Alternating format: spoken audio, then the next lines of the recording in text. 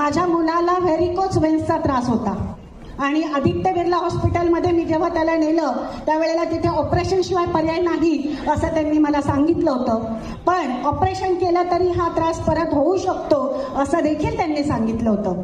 मग म्हटलं काय करायचं ऑपरेशन करून, वेट करूया, काहीतरी थोडंसं बघूया. एवढं काही ते हार्ड अँड फास्ट नाही की लगेच आजच्याच करावं. मग त्या दरम्यान माझ्याकडे एकदा रियांचं एक प्रॉडक्ट एक जण घेऊन आले आणि मी ते घेतलं आणि तुम्हाला सांगते खरोखर 15 दिवसामध्ये त्याच्या व्हेरिकोज वेस्टच्या त्या नसांमध्ये ज्या ब्लडच्या गाठा जमल्या होत्या त्या गाठा पूर्णपणे निवळायला लागल्या. 100% नाही निवळल्या, पण जो प्रमाण त्या वेळेला मला दिसत होता की केव्हा पण ही गाठ ब्लास्ट होऊ शकते आणि ऑलरेडी 2 वेळेला तसं झालं होतं, पुन्हा होईल ही भीती होती मला.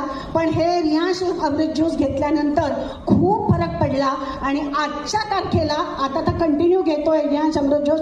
आजच्या तारखेला टोटली पाय नॉर्मल आहे. एक सुद्धा वेळेस त्याची हिरवीगार जशी व्हेरिकोज वेल्सला जो त्रास असतो तो अजिबात नाही. हा पहिला